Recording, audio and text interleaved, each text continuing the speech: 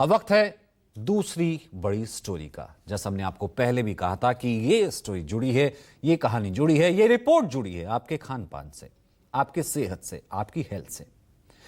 Health से जुड़ा एक एनालिसिस आपको बताते हैं, एक सच आपको बताते हैं, क्योंकि मॉडर्न लाइफस्टाइल में मोटापा जो है, ओबेसिटी, हर एक की एक समस्या है। और खासतौर से शहरों में, शहरी लाइफस्टाइल में फिजिकल एक्टिविटी ऑलमोस्ट ना के बराबर है। खाने के नाम पर एक तरीके से हम शरीर में जहर लेते हैं, जंक लेते हैं, सैचुरेटेड फैट लेते हैं। इसका रिजल्ट क्या होता है? मोटापा। और यही मोटापा कई तरह की बीमारियों का जड़ बन गया। केंद्र सरकार ने भी इसको ध्यान में रखते हुए एक एडवाइजरी जारी की है। एडवाइजरी में यह कहा गया है कि ऑफिस की कैंटीन हो, कैफेटेरिया हो, मीटिंग रूम हो, हर जगह पर आप ऑयल और शुगर बोर्ड लगाएं। क्या होनी चाहिए उसकी क्वांटिटी, जिसमें बताया जाए कि बहुत ज्यादा तेल, बहुत ज्यादा चर्बी, बहुत ज्यादा चीनी वाला खाना सेहत के लिए बहुत हानिकारक है। अब हेल्थ मिनिस्ट्री की इस एडवाइजरी का मकसद यह है कि लोग ऑफिस और वर्क प्लेस पर सेहतमंद खाने की तरफ अपनी आदतें बढ़ाएं। यह बोर्ड लोगों को याद दिलाने के लिए है ताकि वो सोच समझकर खाना खाएं और बीमारियों से बच सके। यह बोर्ड एक तरह से ओबेसिटी यानी कि मोटापे से लड़ने के लिए एक डेली रिमाइंडर का काम करेगा।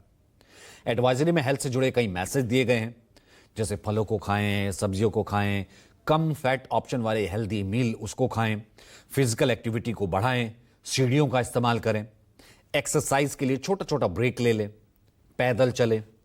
हेल्थ मिनिस्ट्री की यह पहल national programme for prevention and control of non communicable disease के तहत जारी की गई है।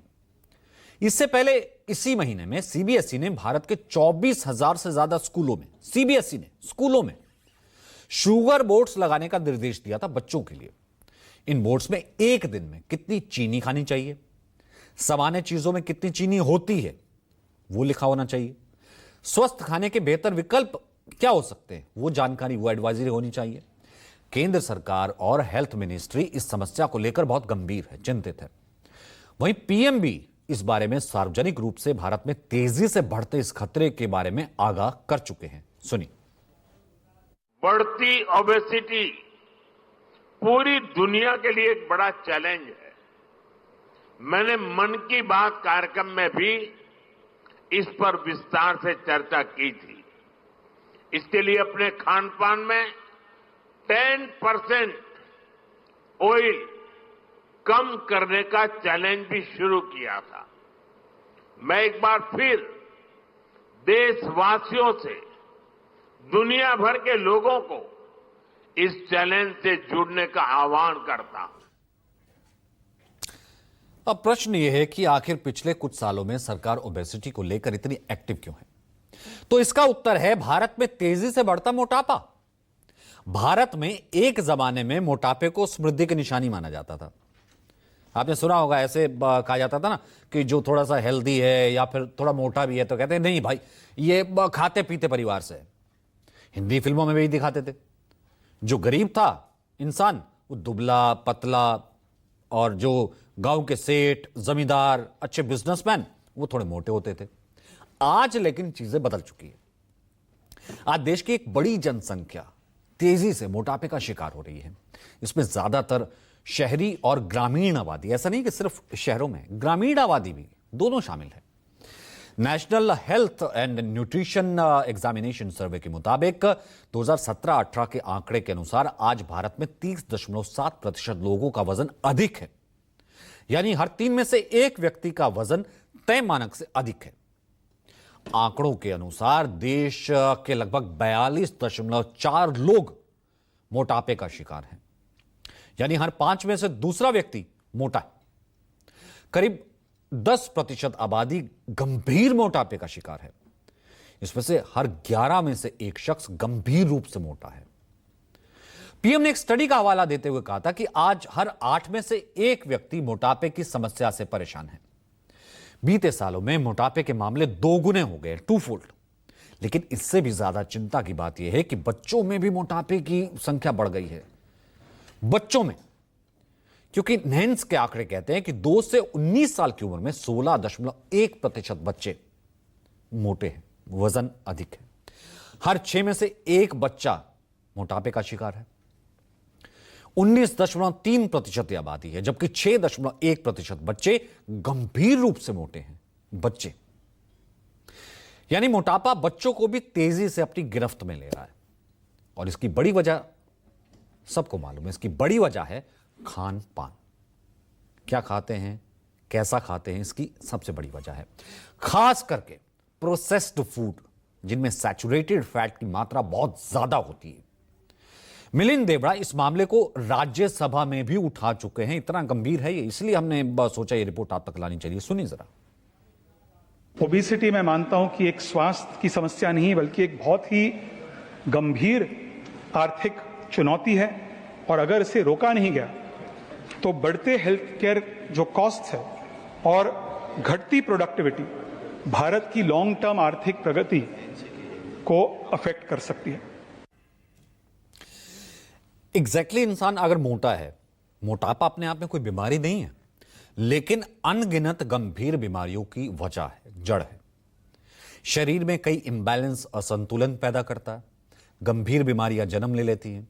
आप मोटापे का शिकार है तो मानो धीरे धीरे कई बीमारी आपको पकड़ में ले लेती हैं। एक लिस्ट देखिए, मोटापे से जुड़ी हैं सारी बीमारियां। High BP, high blood pressure, दिल की बीमारी, स्ट्रोक का खतरा, डायबिटीज, फैटी लीवर, किडनी की बीमारी, कैंसर, गर्भावस्था से जुड़ी जटिलता, नींद ना आना, सांस से जुड़ी बीमारी और जोड़ों की समस्या और मानसिक बीमारियां, ये सब मोटापे से जुड़ी हैं। मोटापा जिसे कभी अमीर देशों की समस्या माना जाता था, अब लो इनकम, मीडियम इनकम वाले देशों में भी लगातार यह फैल रहा है। WHO के अनुसार 1975 से 2016 के बीच दुनिया भर में मोटापा बढ़ने का चलन लगभग 3 गुना हो गया है। इनमें भारत भी शामिल है। हाल ही के सालों में भारत में मोटापा महामारी की तरह फैला है। दरअसल भारत में मोटापे की समस्या के कई कारण हैं। एक तो भारत में फास्ट फूड का चलन बहुत तेजी से बढ़ा है, यह पहले नहीं होता था, जिससे लोग बहुत ज्यादा कैलोरीज ले रहे हैं। Burger, pizza, bread, chips, coke, इन फूड्स का सेवन बहुत ज्यादा बढ़ गया। शरीर में ऊर्जा का संतुलन इंबैलेंस हो जाता है, फैट जमा होने लगता है, फिजिकल एक्टिविटी बहुत ज्यादा कम हो गई है। तो अगर आपकी फिजिकल एक्टिविटी कम है और शरीर में ऊर्जा की खपत भी कम है तो नतीजतन शरीर में फैट जमा हो जाता है, मोटापे का कारण है। खराब लाइफस्टाइल, कम नींद, देर रात सोना, बार बार बीच में उठना या बार बार स्नैकिंग के लिए उठना कि भूख लगी है, ये भी जो इम्बैलेंस है ये आपका मोटापा बढ़ाता है। जेनेटिक्स भी इसके पीछे रीजन होते हैं कि परिवार जो है वो किस तरीके का रहा है, इस कारण से जो है मोटापे का शिकार भी लोग होते रहे हैं। आज दरअसल पूरी दुनिया में भारत तीसरा सबसे ज्यादा मोटापे का ग्रस्त देश है। हर दिन के साथ यह समस्या बढ़ रही है। इसका मतलब यह नहीं कि सबसे मोटा देश भारत बन जाएगा। अमेरिका जैसा देश है वो भारत से भी अधिक मोटा है, अगर आंकड़ों के हिसाब से देखा जाए तो यह कहना सही नहीं होगा कि भारत दुनिया का सबसे मोटा देश हो जाएगा, लेकिन prevention is better than cure. Bharat दुनिया का सबसे अधिक आबादी वाला देश है, सबसे यंग देश है, इसलिए हमें चिंता ज्यादा होनी चाहिए। अगर कुछ प्रतिशत लोग भी मोटे होते हैं तो संख्या बहुत बड़ी हो जाती है, क्योंकि आबादी बहुत ज्यादा है। विश्व स्वास्थ्य संगठन के अनुसार मोटापा शरीर में वसा यानी फैट का अत्यधिक स्टोरेज है, जिससे खतरा पैदा हो जाता है। अब एक सवाल यह आता है कि मोटा किसे माना जाए, डेफिनेशन क्या है, किसे माना जाए कि वो हेल्दी है। इसके लिए विश्व स्वास्थ्य संगठन ने WHO ने एक पैमाना तय किया है। यह पैमाना होता है BMI, बॉडी मास इंडेक्स। यह आपके शरीर के वजन और आपकी लंबाई दोनों को मिलाकर तय किया जाता है। यानी कि 18.5 से 24.9 BMI को, बॉडी मास इंडेक्स को कहा जाता है कि वो हेल्दी है। 25 से अराउंड 29.9 को कहा जाता है कि उसका वजन ज्यादा है। 30 से अधिक मोटा, और अगर आपका बॉडी मास इंडेक्स 40 से ज्यादा है तो वो गंभीर रूप से मोटा है। इसलिए समय समय पर अपना BMI चेक करवाते रहिए, ताकि आपको पता रहे कि आपका बॉडी मास इंडेक्स, आपका वजन, आपकी हाइट क्या है और क्या होनी चाहिए। हाल ही में मोटापे की समस्या पर एक रिपोर्ट सामने आई थी। इस रिपोर्ट में कहा गया था कि 2050 तक 44 करोड़ से अधिक भारतीय मोटापे का शिकार हो जाएंगे। अब यह आंकड़ा डराता है। वहीं पीएम मोदी ने 23 फरवरी को मन की बात के 119वें एपिसोड में ओबेसिटी से बचने के लिए एक सुझाव दिया था। उन्होंने हर महीने 10% कम तेल उपयोग करने की सलाह दी थी कि जितना तेल आप उपयोग करते हैं कि कोशिश कीजिए हर महीने उसका 10% आप कम कर दें। यह मोटापा कम करने में एक अच्छा कदम होगा। सुनिए। फिटनेस के लिए, ओबेसिटी कम करने के लिए मेरा एक सुझाव आपको याद है ना? खाने में 10% तेल कम करो, मोटापा घटाओ। जब आप फिट होंगे तो जीवन में और ज्यादा सुपर हिट होंगे।